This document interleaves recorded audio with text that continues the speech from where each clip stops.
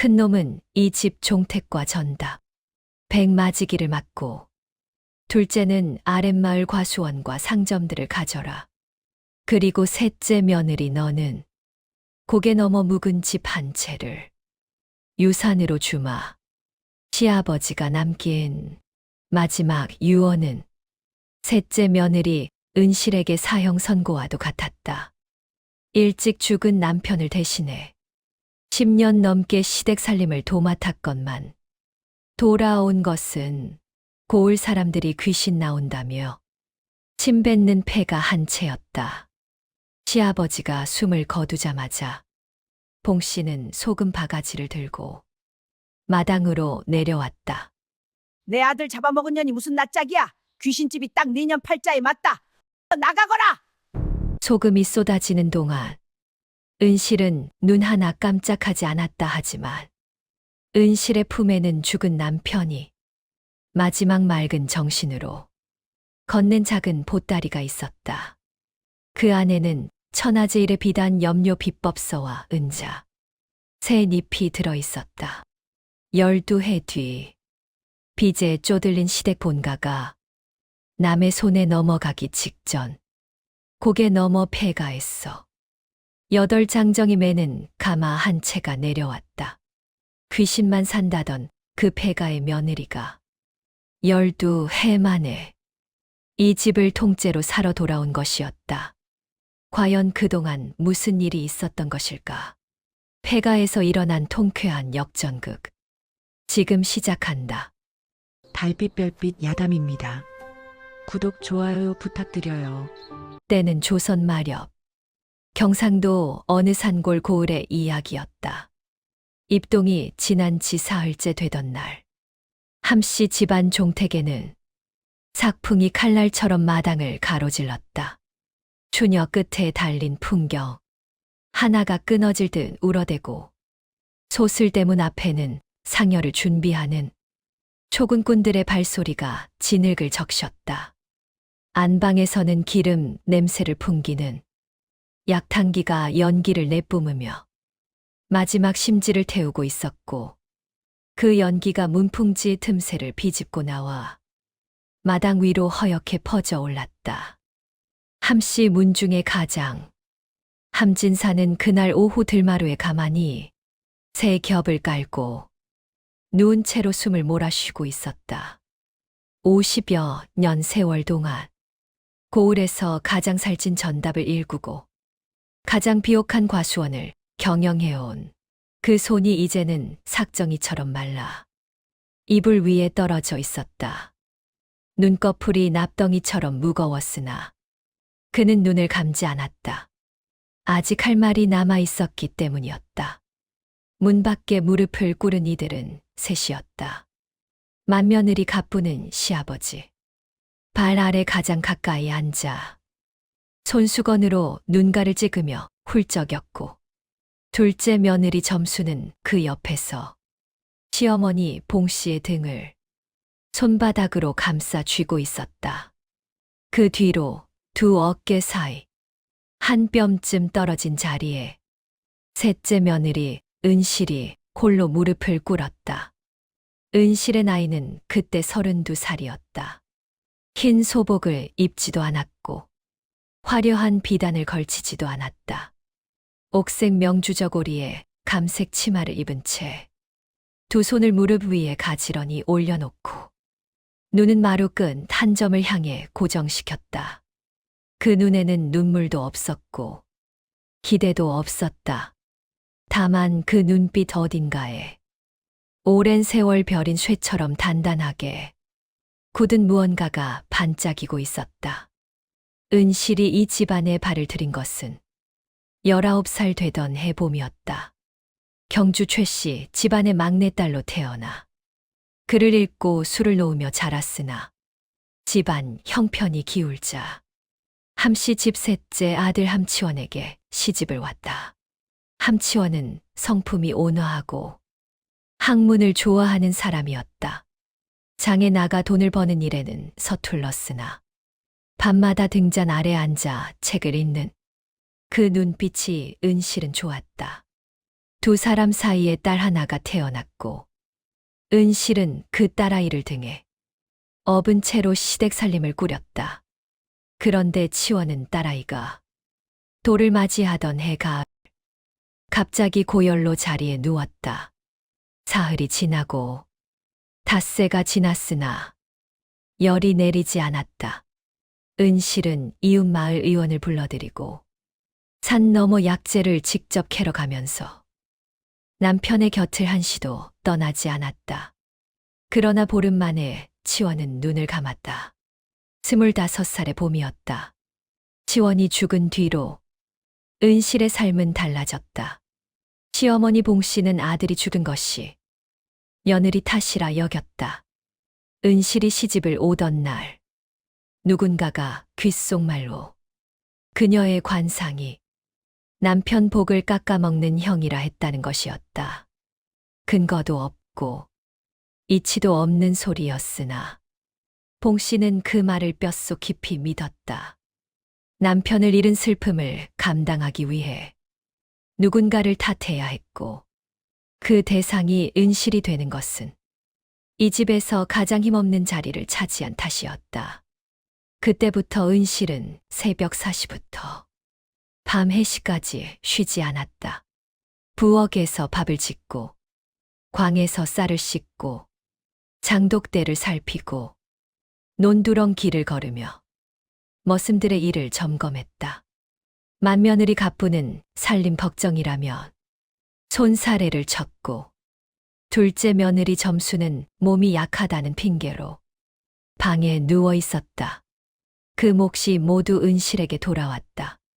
봉씨는 은실이 열심히 일하면 입을 비죽이며 죄지은 년이 속죄하는 것이라 했고 조금이라도 실수가 있으면 눈을 부릅뜨고 소리를 질렀다. 10해가 넘는 세월이 그렇게 흘렀다. 은실의 손마디는 옹이가 박혔고 무릎에는 굳은 살이 돋았다. 그러나 그녀의 등은 굽지 않았다. 딸 난주를 등에 업고 마당을 쓸던 그 자세 그대로 언제나 허리를 고추 세웠다. 누가 보지 않아도, 누가 알아주지 않아도 그 허리는 무너지지 않았다. 그리고 마침내 함진사의 마지막 날이 왔다. 함진사는 천장을 바라보며 한동안 숨을 고르더니 굵고 쉰 목소리로 말을 시작했다. 큰며느리. 가뿐아 가뿐히 손수건을 쥔 채 고개를 숙였다. 큰놈은 이 집 종택과 전다. 백맞이기를 맡아라. 선산도 같이 간다. 함씨 집안의 대를 잇는 것이 큰아들의 도리이니 그 짐을 지거라. 맏며느리는 울음을 삼키는 소리를 냈다. 그 울음 속에는 슬픔도 있었으나 안도도 섞여 있었다. 둘째 며느리. 점수나 점순이 고개를 조아렸다. 둘째는 아랫마을 과수원과 상적. 새 채를 가져라. 장사 수완이 있는 놈이니 잘 꾸려나갈 것이다. 방 안에 잠깐 침묵이 흘렀다. 맏며느리와 둘째 며느리가 나란히 자리를 받았으니 이제 셋째 차례였다. 은실은 그 짧은 침묵 동안 단 한 번도 고개를 들지 않았다. 손 위에 손을 겹쳐 올린 채 마루 끝 한 점을 바라보았다. 가슴 안에서 무언가가 출렁였으나 그것이 기대인지 두려움인지 은실 자신도 알지 못했다. 함진사의 시선이 셋째 며느리에게 닿았다. 그 눈빛은 오래 흔들렸다. 노인은 잠시 눈을 감았다가 다시 떴다. 방 안의 기름. 연기가 천장으로 흘렀다. 풍경 소리가 밖에서 한 번 울고 그쳤다. 셋째 며느리 은실아 은실은 고개를 들었다. 너에게는 고개 넘어 묵은 집 한 채를 주마 묵은 집이라는 말에 방 안의 공기가 한 번 출렁였다. 고개 넘어 집이라면 그것은 집이 아니었다. 함씨 문중 사람들은 물론이고 고을 사람 누구도 그 집을 온전한 집이라 부르지 않았다. 대문짝은 썩어 문드러졌고 기둥은 검게 그을렸으며 담장은 허물어져 잡초 사이에 돌덩이들이 널렸다. 한 해 전쯤에도 그 집 앞을 지나던 나무꾼이 한밤중에 흰 치마 자락을 보았다고 했고 마을 아이들은 그 길을 해가 지면 절대 걷지 않았다. 고을 사람들이 귀신집이라 손가락질하는 곳이었다. 맏며느리 가뿐히 입을 꼭 다문 채 시선을 돌렸다. 둘째 며느리 점수는 소매자락으로 입을 막으며 기침을 했다. 시어머니 봉씨는 이미 말을 알고 있었다는 듯 조금도 표정이 변하지 않았다. 은실은 고개를 숙였다. 감사합니다. 아버님 그것뿐이었다. 다른 말도 없었고 눈물도 없었다. 감사합니다.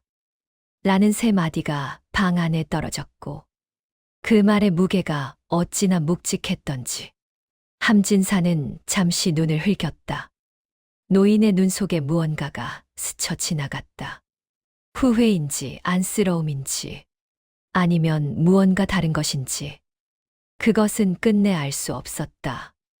함진사는 그날 밤 삼경의 숨을 거두었다. 집안 곳곳에 곡소리가 터졌다. 초혼 소리가 지붕 위로 올랐다. 대문 밖에서는 이미 기다리던 외갓집 사람들이 발걸음을 옮기기 시작했다. 마당에는 장작불이 피워지고 안채에서는 수의를 꺼내는 소리가 들렸다.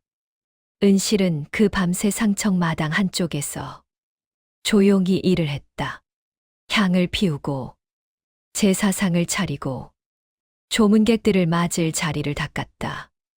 아무도 시키지 않았으나 그것이 은실의 몸에 밴 삶이었다. 손이 먼저 움직이고 발이 먼저 옮겨졌다. 새벽 달기 올 무렵에야 은실은 처음으로 부어 한쪽 모퉁이에 쭈그려 앉아 두 눈을 감았다. 그 짧은 눈 감음 속에서 은실은 남편의 얼굴을 떠올렸다. 함치원은 죽기 2주일 전 마지막으로 정신이 맑은 날 은실을 불렀다. 열이 내려 눈빛이 돌아온 그 하루 그는 은실의 손을 꼭 쥐고 말했다. 내가 당신한테 남길 것이 없소. 당신만 못한 내가 부끄럽소. 그래도 이것 하나만은 당신 것이니 꼭 가지고 있어야 하오. 그러면서 그는 작은 보따리를 내밀었다. 무명천으로 두 겹 쌓인 손바닥 2개 크기의 보따리였다. 은실이 그 안을 그날 펼쳐보지 않은 것은 그날 남편이 다시 열이 올라 혼수 상태에 빠졌기 때문이었다. 그리고 보름이 지나 시원이 눈을 감은 뒤 은실은 그 보따리를 자신의 장롱 깊숙이 숨겨두었다. 슬픔이 채 가라앉지 않은 채로 보따리를 열기가 두려웠다.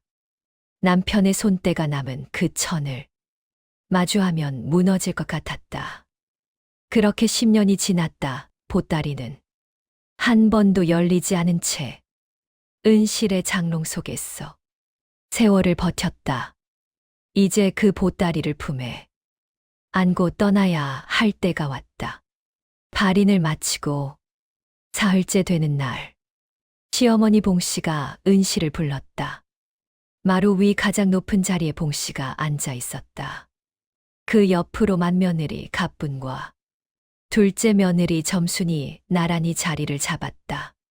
세 사람의 눈이 일제히 은실에게 쏠렸다. 은실은 마당 아래 섰다. 봉씨는 마루 끝에 발을 늘어뜨린 채 천천히 입을 열었다. 그 목소리는 낮고 차가웠다. 너 2년, 이제 영감도 갔으니 더 있을 이유가 없지 않느냐. 마당 아래 선 은실은 눈 하나 깜짝하지 않았다. 차가운 바람이 치맛자락을 흔들었고 은실은 두 손을 앞에 모은 채 봉씨의 얼굴을 바라보았다. 봉씨는 계속했다. 내 아들 잡아먹은 년이 10년 넘게 이 집 밥을 축냈으면 됐지. 아버님께서 고개 넘어 집을 주셨으니 거기 가서 살아라. 오늘 해가 지기 전에 짐 싸서 나가거라. 갑분과 점수는 말이 없었다. 갑분은 손톱을 들여다보며 시선을 피했고 점수는 입꼬리를 살짝 올린 채 먼 담장 끝을 바라보았다. 은실은 천천히 고개를 숙였다. 알겠습니다. 어머님, 그 말이 떨어지자마자 봉 씨의 얼굴이 일그러졌다. 무릎을 꿇고 빌거나 통곡할 줄 알았던 며느리가 담담히 수긍하자 봉 씨는 오히려 더 독이 오른 사람처럼 자리에서 벌떡 일어섰다. 뭐야? 인연이 지금 뭐가 당연하다는 듯이 그러는 거야. 은실은 대답하지 않았다. 봉 씨는 마루 끝에서 소리를 질렀다. 갑분아, 부엌에서 소금 가져와라. 갑분이 잠시 머뭇거리다가 자리에서 일어났다. 잠시 뒤 그녀가 소금 바가지를 들고 나타났다. 봉 씨는 그 바가지를 낚아채듯 집어들고 마루에서 내려왔다. 그리고 마당 한가운데 선 은실에게로 성큼성큼 걸어갔다. 이 집에서 나가거든. 다시는 발도 들이지 마라. 내년 그림자만 밟혀도 이 집에 애군이 드는 법이야. 봉 씨는 소금 바가지를 번쩍 들어 올렸다. 퍽 하는 소리와 함께 소금이 쏟아졌다. 하얀 소금알이 은실의 머리 위로, 어깨 위로, 옥색 저고리 위로 쏟아져 내렸다. 소금은 은실의 머리카락 사이에 걸리고 눈꺼풀 위에 떨어졌다. 차가운 나탈들이 뺨을 타고 흘렀다. 은실은 움직이지 않았다. 두 발을 마당에 박은 채, 두 손을 앞에 모은 채, 봉 씨의 소금 세례를 온몸으로 받아냈다. 눈을 감지도 않았고, 고개를 돌리지도 않았다. 소금이 다 쏟아질 때까지 그 자리에 그렇게 서 있었다. 바가지가 비어지자 봉 씨는 그것을 마당에 내팽개쳤다 나가. 은실은 고개를 한 번 숙이고 몸을 돌렸다. 안채로 들어가는 발걸음은 느리지도 빠르지도 않았다. 소금이 묻은 채로 그녀는 자신의 방으로 걸어갔다. 방문을 열고 들어가 장롱 앞에 무릎을 꿇었다. 장롱 문을 열고 손을 깊이 넣어 제일 안쪽 구석에서 무언가를 꺼냈다. 무명천으로 두 겹 쌓인 보따리였다. 10년 세월 동안 한 번도 열리지 않은 그 보따리를 은실은 두 손으로 감싸 쥐었다. 손이 떨렸다. 천년 묵은 기다림이 손끝에서 한꺼번에 터지는 것 같았다. 그러나 은실은 지금 이 자리에서 그것을 열지 않았다. 아직 때가 아니었다. 이 집에서, 이 마당에서, 이 눈빛들 앞에서 열 것이 아니었다. 보따리를 품에 안았다. 그리고 자신의 옷까지 몇 벌과 딸 난주의 소못, 두 벌을 보자기에 쌌다. 그것이 전부였다. 13해 동안 이 집에서 일하고 버텼으나 은실이 짐 꾸리는데 걸린 시간은 한 식경도 채 되지 않았다. 방문을 나서려는데 난주가 서 있었다. 11살 난주는 엄마의 머리 위에 묻은 소금을 보았다. 아이의 눈이 커졌다. 입술이 떨렸으나 울지 않았다. 이미 이 집에서 무슨 일이 일어나는지를 아는 나이였다. 엄마. 어디가. 은실은 난주의 앞에 무릎을 꿇고 아이의 얼굴을 두 손으로 감쌌다. 고개 넘어 우리 집으로 간다. 우리 집이요. 그래, 우리 집이야. 할아버지가 우리한테 주신 집이야. 난주의 눈에 눈물이 고였다. 그러나 아이는 엄마의 눈빛을 보고 울음을 삼켰다. 은실의 눈은 흔들리지 않았다. 두렵지 않다고 말하는 눈이었다. 아니, 두려움을 이미 어딘가에 내려놓고 온 사람의 눈이었다. 난주야. 짐 챙겨라. 아이는 고개를 끄덕였다. 두 모녀가 소슬대문을 나선 것은 그날 오씨가 막 지날 무렵이었다. 은실은 보자기를 등에 지고 보따리를 품에 안았다. 난주는 작은 보찜을 두 손으로 들었다. 대문 앞 대돌 위에 봉씨가 서서 그들의 뒷모습을 바라보았다. 갑분과 점순도 마루 끝에 나와 있었다. 아무도 잘 가라고 하지 않았다. 은실은 뒤를 돌아보지 않았다. 흙먼지가 이는 길을 따라 두 모녀는 걸었다. 바람이 앞에서 불어왔다. 은실의 머리 위에 남은 소금알 몇 개가 바람에 날려 어딘가로 사라졌다. 고개 너머로 가는 길은 두 식경 남짓이었다. 늦가을의 억새가 길 양옆으로 하얗게 흔들렸다. 억새 사이로 까마귀 한 마리가 날아올랐다가 다시 내려앉았다. 고개 마루에 올라서자 멀리 집이 보였다. 검게 그을린 기둥, 내려앉은 지붕, 허물어진 담장 난주가 엄마의 치맛자락을 잡았다. 은실은 멈추지 않았다. 그 집을 향해 걸어갔다. 발걸음은 흔들리지 않았다. 그 눈빛은 무너진 집이 아니라 그 너머 무언가를 보고 있는 것 같았다. 고을 사람들이 귀신집이라 손가락질하는 그 폐가를 향해 은실은 허리를 고추 세운 채 걸어 들어갔다. 대문 앞에 섰어서 은실은 품에 안은 보따리를 내려다보았다. 남편이 남긴 보따리였다. 무명천이 세월의 발에 누렇게 변해 있었다. 은실은 그것을 가슴에 품은 채 대문 안으로 첫 발을 내디뎠다. 그 순간 바람이 뚝 그쳤다. 억새 소리도 까마귀 소리도 사라졌다. 폐가의 마당 안이 고요해졌다. 그 고요 속에서 은실은 오랫동안 서 있었다. 눈을 감고 숨을 들이마시고 천천히 내쉬었다. 그리고 눈을 떴다. 시작이었다. 폐가의 첫날 밤은 길었다. 지붕 한쪽이 내려앉아 하늘이 보였고 마루는 썩어 발을 디디면 삐걱거렸다. 마당 한가운데 우물이 있었으나 두레박줄이 끊어진 지 오래였다. 부엌 가공에는 재가 쌓여 있었고 그 위로 거미줄이 내 귀퉁이를 연결하며 사방에 쳐져 있었다. 난주는 엄마 곁에 바짝 붙어 앉아 있었다.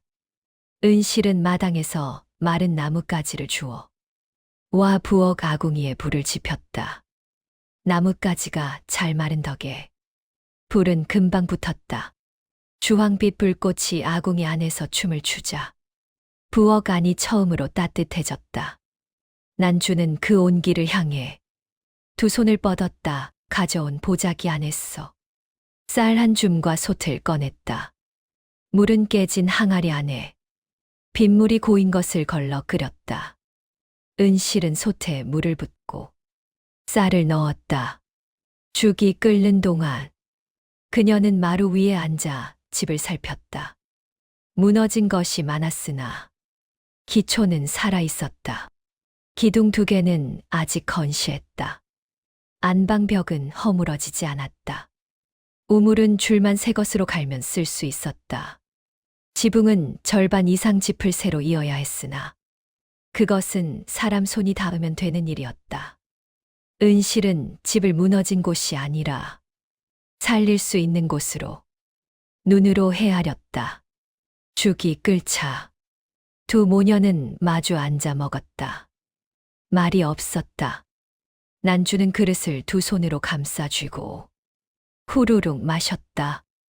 은실은 아이의 그 모습을 바라보다가 눈을 돌렸다. 어머니, 난주가 불렀다. 왜 무서워요? 은실은 잠시 말이 없었다가 대답했다. 무서운 게 뭐가 있어? 귀신은 산 사람한테 못 달라붙어. 산 사람이 무서운 귀신이 되는 거지. 죽은 귀신이 무서운 게 아니야. 난주가 고개를 들었다. 그러면 어머니는 무섭지 않아요. 나는 이 집이 좋다. 그 말에 난주는 잠시 엄마의 얼굴을 바라보았다. 그러더니 다시 죽 그릇으로 고개를 숙였다. 밤이 깊어지자 난주는 속옷을 두 겹 껴입고 엄마 옆에 누워 잠들었다. 아이의 숨소리가 고르게 잦아들었다. 은실은 아이 옆에 누웠으나 눈을 감지 않았다. 하늘이 뚫린 지붕 구멍으로 별이 보였다. 바람이 그 구멍 사이로 들어왔다 나갔다. 은실은 천천히 몸을 일으켰다. 그리고 보따리를 집어들었다. 등잔에 불을 밝혔다. 손이 떨렸다. 떨리는 손으로 무명천의 매듭을 풀었다. 한 겹이 벗겨지고 또 한 겹이 벗겨졌다. 안쪽에는 기름종이로 한 번 더 쌓인 묶음이 있었다. 기름종이마저 벗기자 두 가지가 나왔다. 첫째는 작은 책이었다. 손바닥 크기의 얇은 책이었다. 표지에는 아무 제목도 없었다. 먹으로 꼼꼼히 눌러 쓴 글씨가 표지를 가득 채웠는데 그 첫 줄에 이렇게 적혀 있었다. 사랑하는 은실에게. 은실의 손이 멈추었다. 눈이 타들어가는 것 같았다. 그 네 글자를 바라보는 동안 가슴 속에서 무언가가 올라왔다. 10년 동안 꾹꾹 눌러두었던 무언가가 그 네 글자 앞에서 한꺼번에 치밀어 올랐다. 은실은 입술을 깨물었다. 책장을 넘겼다. 남편의 필체가 가득했다. 가늘고 단정한 글씨였다. 지원은 죽기 전 몸져 누운 동안에도 이 책을 썼다. 손이 떨렸을 텐데도 글씨는 흐트러지지 않았다. 한자 한자 공들여 눌러 쓴 흔적이 역력했다. 첫 장에는 편지가 있었다. 은실아, 내가 당신한테 제대로 된 남편이 되어주지 못하고 이리 먼저 가게 되어 죽어도 눈이 감기지 않는다. 당신이 이 집에서 얼마나 고생하는지 내가 모르는 바 아니었으나 내 몸이 이 모양이라 아무것도 해주지 못했다. 이 책 하나가 내가 당신에게 줄 수 있는 전부다. 이것은 내가 서당에 다닐 때 스승 어른께서 돌아가시기 전 비밀이 내게 주신 것인데 천하에 다시 없는 비단 염료의 비법이 담겨 있다. 스승 어른의 말씀으로는 이 비법을 온전히 쓸 줄 아는 사람이 이 세상에 없다 하셨다.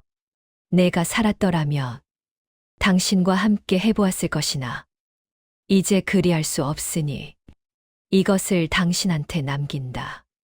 당신은 내가 아는 사람 중에 가장 손재주가 뛰어나고 가장 눈이 밝은 사람이니 반드시 이것을 펼쳐낼 수 있을 것이다.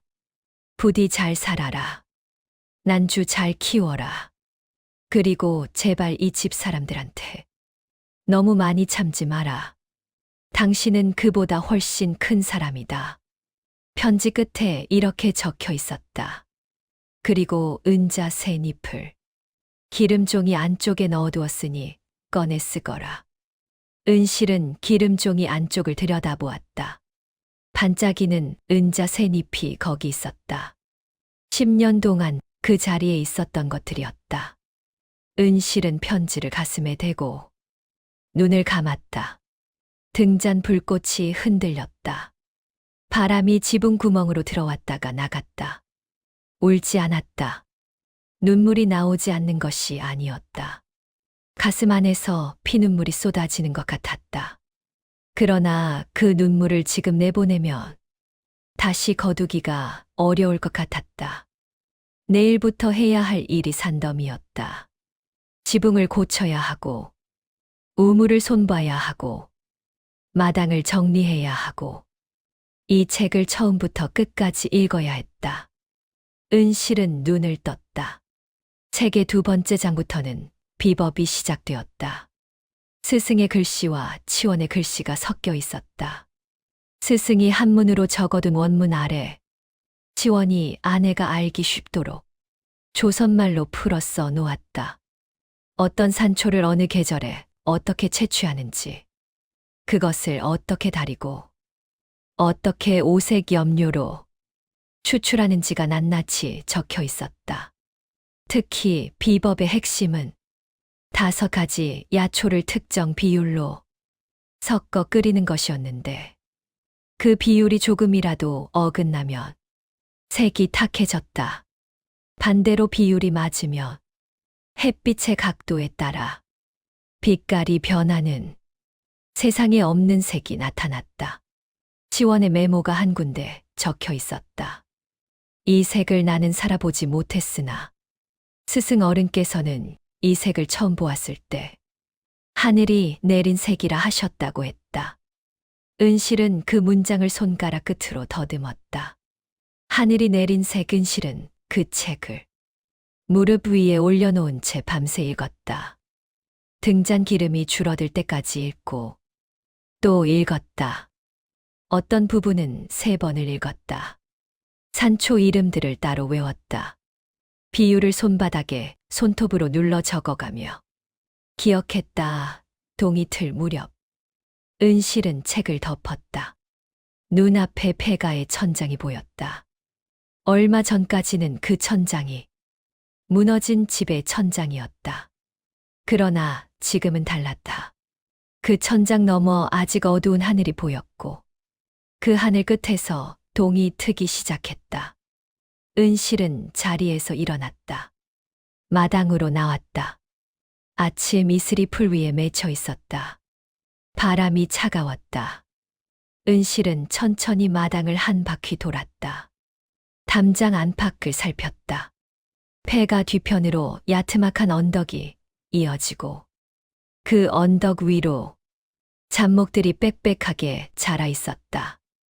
은실은 그 언덕을 바라보았다. 저 언덕 어딘가에 비법서가 말한 산초들이 있을 것이었다. 봄이 오면 싹이 돋을 것이고, 여름이 오면 잎이 펼쳐질 것이고, 가을이 오면 열매가 맺힐 것이었다. 지금은 늦가을이었다.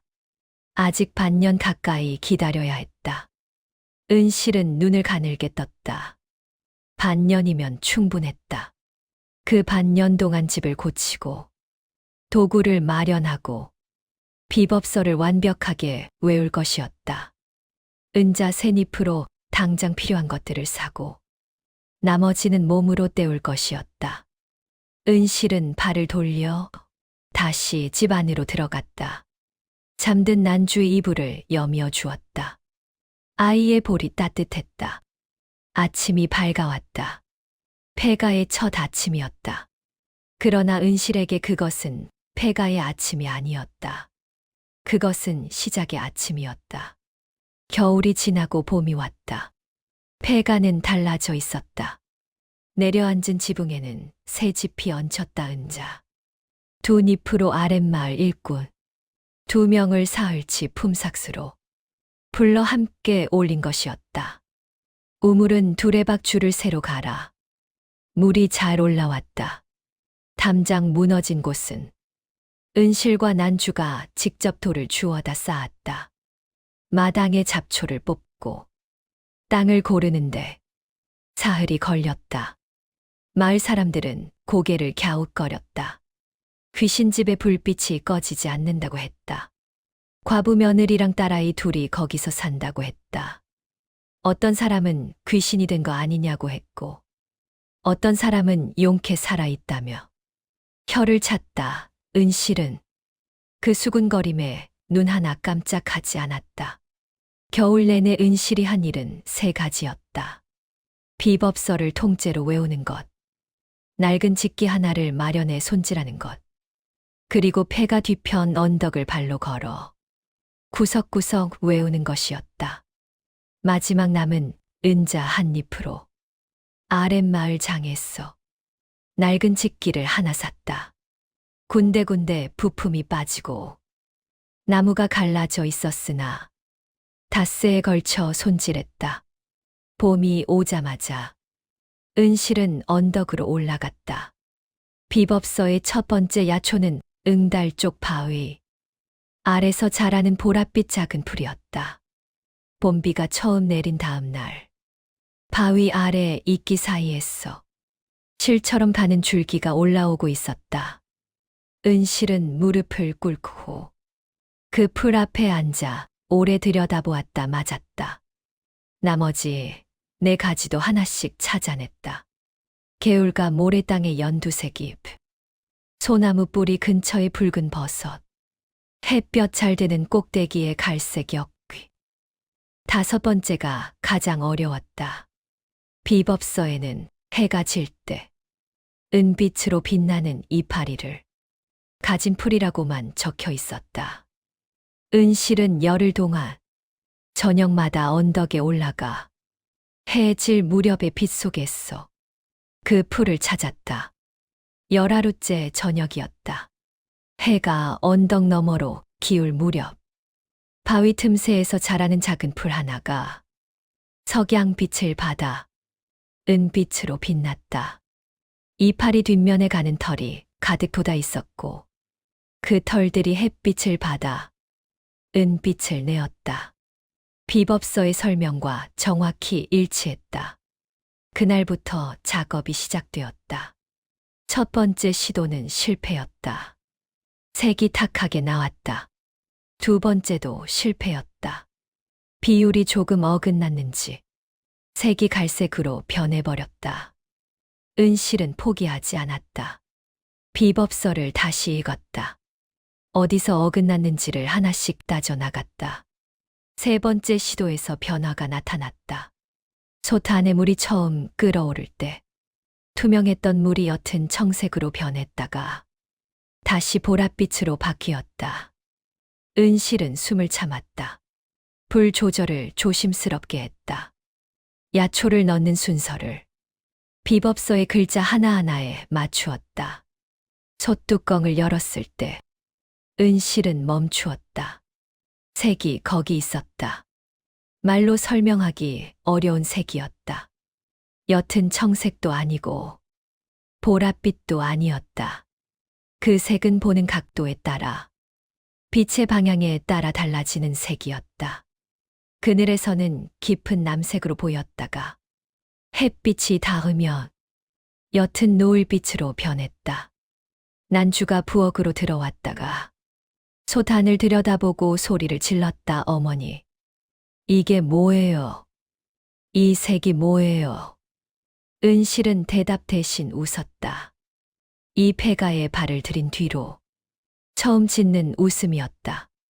염색한 실로 짓기를 짰다. 첫 번째로 짠 비단한 피를 햇볕 아래 펼쳤을 때 바람이 불어 비단이 펄럭였다. 햇빛이 그 위를 지나갔다. 비단의 색이 변했다. 바람결을 따라 물결처럼 색이 흘렀다. 한쪽 끝은 깊은 남색이었다가 다른 쪽 끝은 연한 노을빛이었고 그 사이 어딘가는 두 빛이 섞이며 또 다른 색을 만들어냈다. 어머니, 하늘 같아요. 은실은 고개를 끄덕였다. 맞다, 하늘 같구나. 여름이 끝날 무렵 은실은 비단 세 피를 들고 아랫마을 장으로 내려갔다. 장에 비단을 펼치자 사람들이 모여들었다. 처음에는 색이 특이하다며 구경만 했다. 그러다 햇빛 아래 펼쳐진 비단의 색이 바뀌는 것을 본 사람들이 술렁였다. 장에 나온 도성보 부상 하나가 그 비단 앞에서 한동안 자리를 뜨지 않았다. 이 색을 어찌 낸 것이오? 내가 비단 장사를 20년 했으나 이런 색은 처음 보는구려. 저만 아는 방법입니다. 그 보부상은 비단 세 피를 모두 샀다. 보름 뒤 그는 도성 비단 상점 주인을 새 때리고 은실을 찾아왔다. 그것이 시작이었다. 이듬해 봄이 오자 은실의 집 앞에는 도성에서 내려온 상인들이 줄을 서기 시작했다. 비단 한 필의 값은 처음 받은 것의 10배가 되었다. 은실은 혼자 감당이 되지 않자 마을 아낙네 5을 불러 이를 가르쳤다. 흉가였던 곳에 배틀 소리가 가득 찼다. 3년이 지날 무렵 은실의 집은 달라져 있었다. 기둥이 새 것으로 교체되었고 마당은 넓어졌으며 창고가 2개 더 생겼다. 대문 위에는 은실이 직접 새긴 나무 현판이 걸렸다. 거기에는 2 글자만 새겨져 있었다. 난빛 하늘과 노을 사이 어딘가에 있는 남편이 살아보지 못했다고 했던 그 세계 이름이었다. 마을 사람들은 이제 그 집을 귀신집이라 부르지 않았다. 난빛집이라 불렀다. 그러나 고개 너머에서는 다른 소문이 들려오기 시작했다.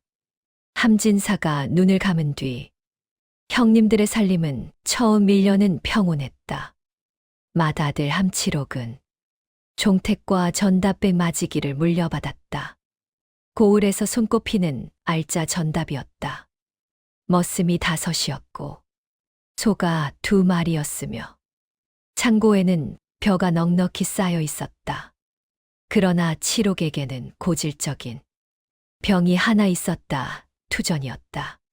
처음에는 아랫마을 객주에서 친구들과 심심풀이로 하던 것이었다. 이기는 날이 지는 날보다 많으니 재미에 빠져들었다. 어느 날부터는 혼자 말을 타고 읍내 큰 투전판으로 나갔다. 읍내 투전판에는 평생 투전으로 먹고 사는 자들이 있었다. 칠옥은 첫날 전답 5, 맞이기 값을 잃었다 분했소. 다음 날 또 갔다. 이기는 날이 있으면 더 크게 걸었고 더 크게 잃었다. 3년 만에 전답 40 맞이기가 남의 손에 넘어갔다. 둘째 함치선은 과수원과 상저, 세 채를 받았다. 치선은 투전에는 손을 대지 않았다. 대신 장사에 대한 욕심이 지나쳤다. 상점 수익으로 포목 장사에 손을 댔다가 도성 중간 상인에게 크게 사기를 당했다. 조선 비단이라고 소가 사들인 것이 싸구려 중국산 면직물이었다.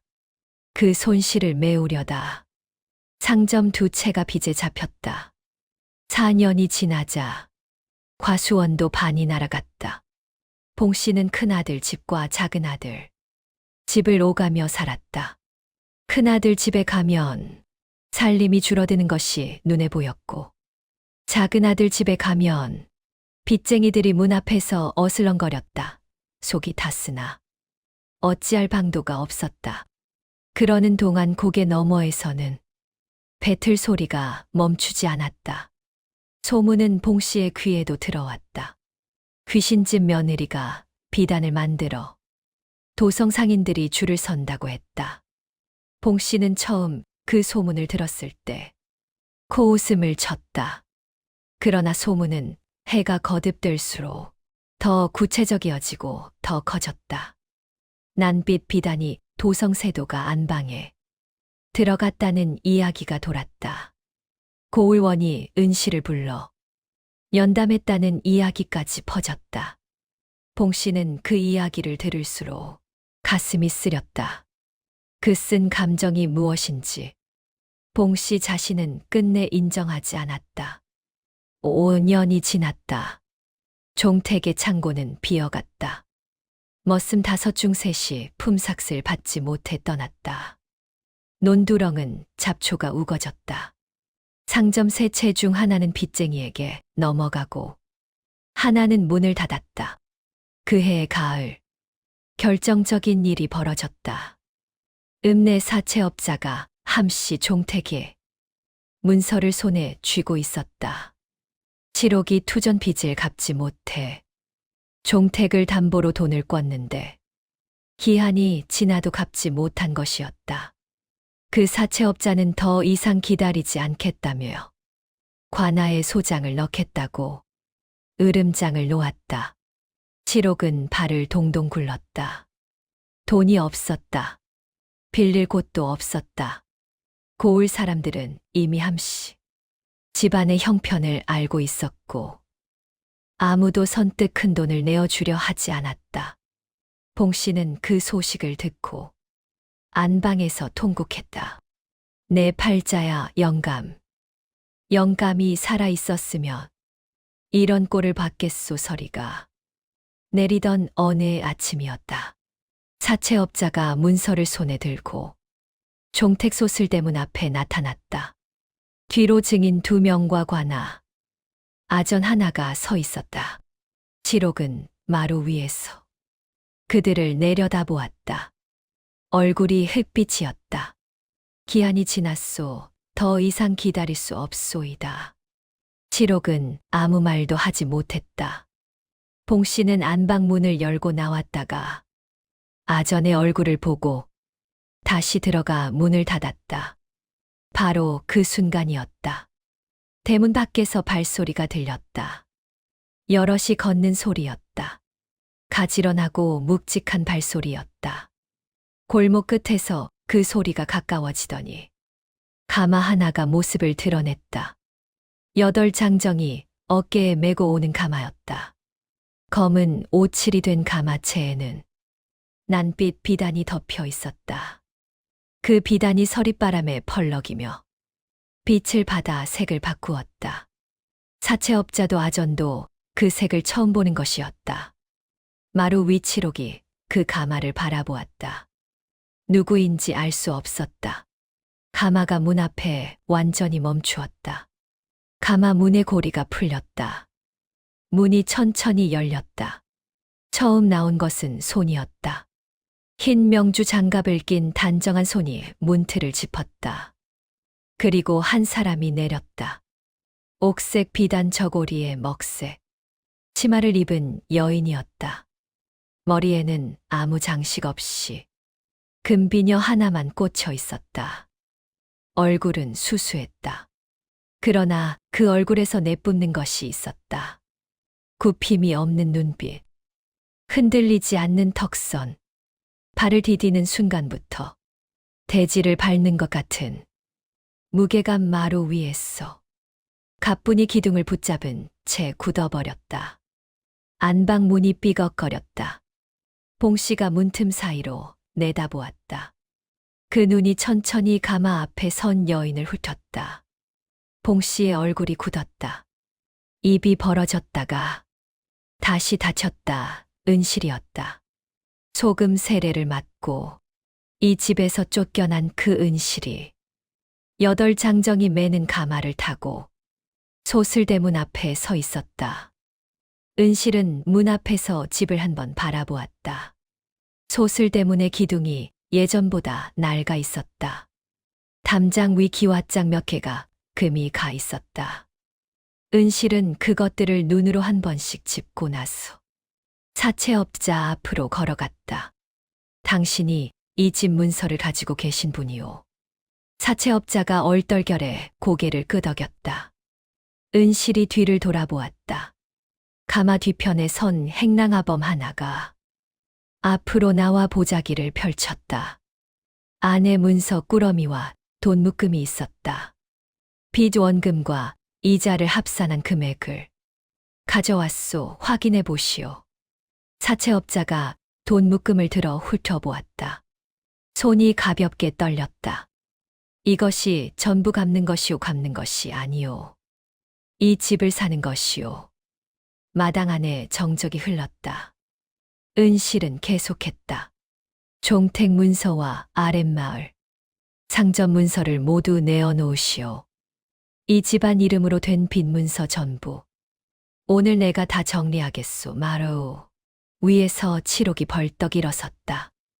인연이 지금 무슨 소리를 하는 거야. 조상대대로 내려온 집을 사고 팔다니. 은실은 칠옥을 바라보았다. 형님, 조상대대로 내려온 집을 투전판에 담보로 넘긴 분이 누구십니까? 칠옥이 입을 다물었다. 문서 확인이 끝나자 사채업자는 돈을 받아들고 증인들과 함께 골목으로 사라졌다. 아전도 뒤를 따랐다. 마당이 조용해졌다. 은실은 문서 꾸러미를 품에 안고 소슬대문 안으로 첫 발을 들였다. 자기 집 마당을 걷는 사람의 발소리였다. 어머님, 나오십시오. 안방에서 아무 소리가 없었다. 어머님께 드릴 말씀이 있어 왔습니다. 나오시지 않으면 제가 들어가겠습니다. 잠시 침묵이 흐른 뒤 안방 문이 열렸다. 봉 씨가 나왔다. 세월이 흘렀다. 머리가 완전히 휘어졌고 허리가 예전보다 굽어 있었다.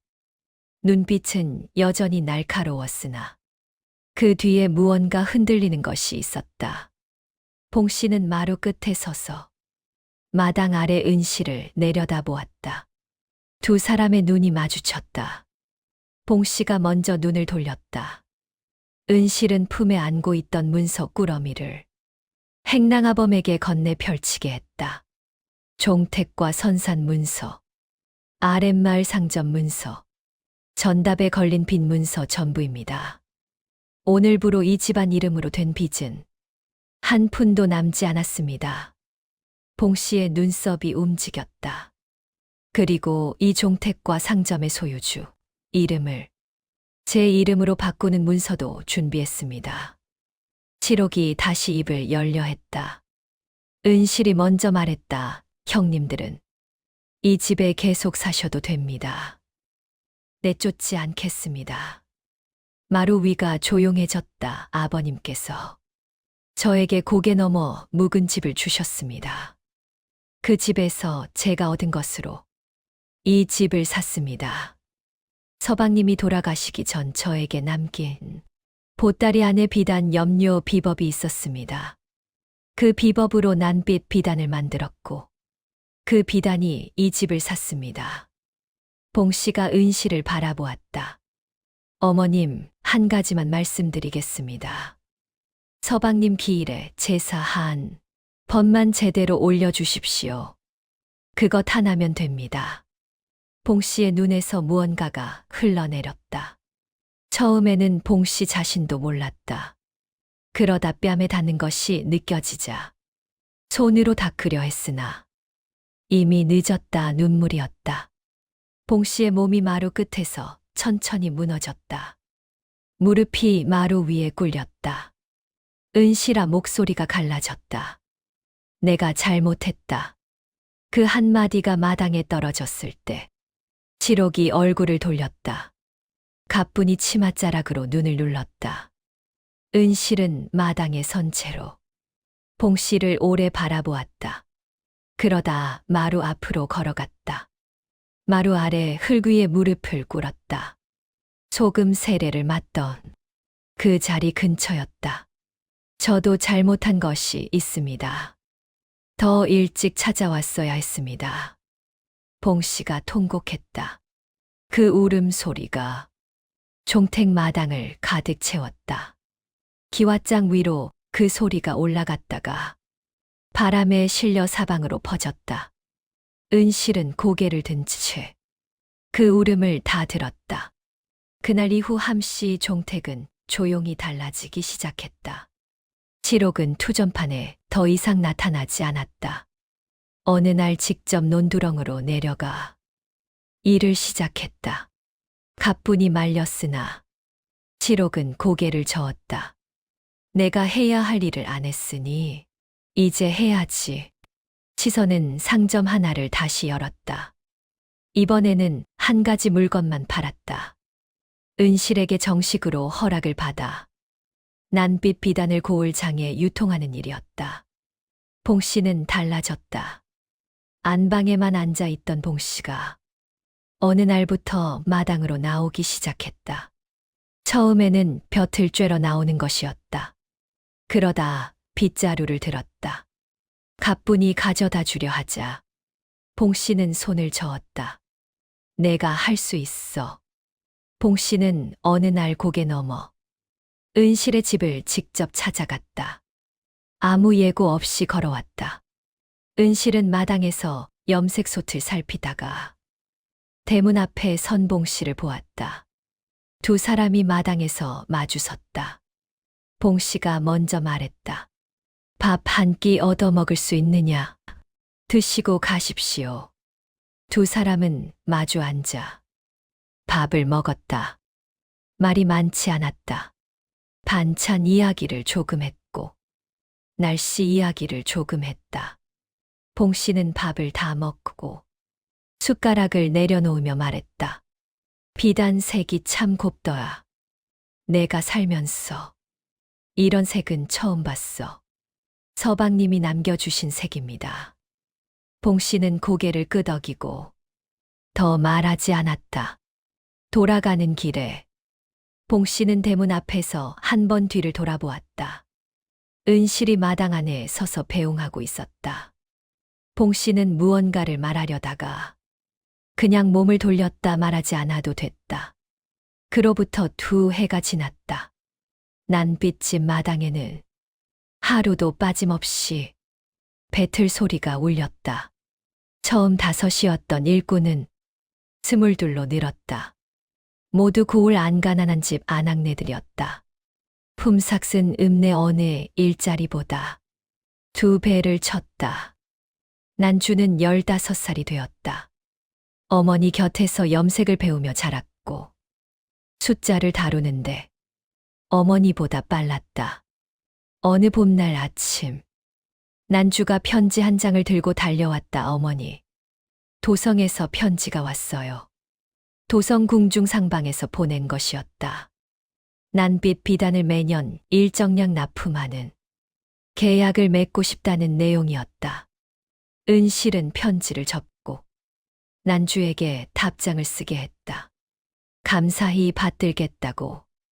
다만 납품 수량은 일꾼들이 무리하지 않는 선에서 정하겠다고 써라. 난주가 받아 적으면서 물었다. 어머니, 더 많이 만들면 더 많이 팔 수 있지 않아요? 사람이 먼저다.